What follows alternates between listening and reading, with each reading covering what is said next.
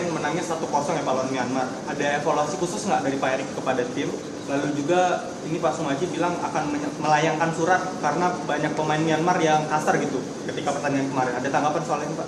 Ya, kembali dari tim official kemarin melaporkan saya bahwa ada beberapa kejadian yang seperti tim official akan melakukan protes supaya game-game ke depan itu lebih baik lagi.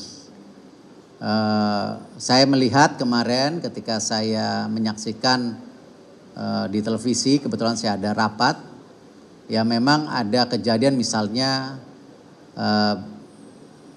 seorang pemain menendang bolanya dengan sengaja ke kepala Marcelino. Saya rasa kembali kan semua pemain ini kan ingin berprestasi dan mencari nafkah di sepak bola. Ya kenapa harus mencederai pemain lain? Kan sama-sama memberikan yang terbaik dan sebagai pemain profesional gitu. Jadi hal-hal seperti ini ya saya sampaikan, saya mendukung. Saya bersama tim dan bersama pemain untuk memastikan hal-hal ini bisa dikurangi lagi. Karena memang saya sendiri punya trauma yang cukup sampai hari ini juga saya ada ketakutan melihatnya ketika waktu itu Evan Dimas juga cederanya sangat parah sekali ketika dikasari oleh pemain Vietnam waktu itu.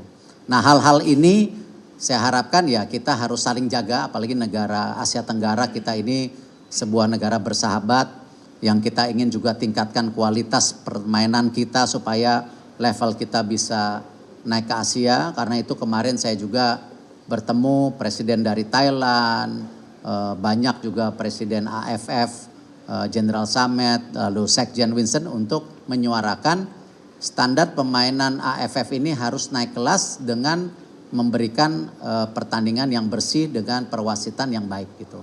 Dan saya rasa AFF banyak berubah. Jadi kita harapkan juga kejadian-kejadian kemarin ini hanya sebuah kejadian situasional saja, tetapi kita harus memprotek masa depan pemain-pemain kita. Ya Marcelino masih umur 20, salah satu bintang. Kemarin Arhan Kaka juga itu umur 17 yang kakinya terlalu tinggi, salah satu pemain dari Myanmar akhirnya ada luka di mukanya, saya minta fotonya tadi malam. Hal-hal seperti ini ya kita harus juga memastikan perlindungan untuk pemain-pemain kita karena memang ini aset untuk regenerasi tim masa depan kita gitu.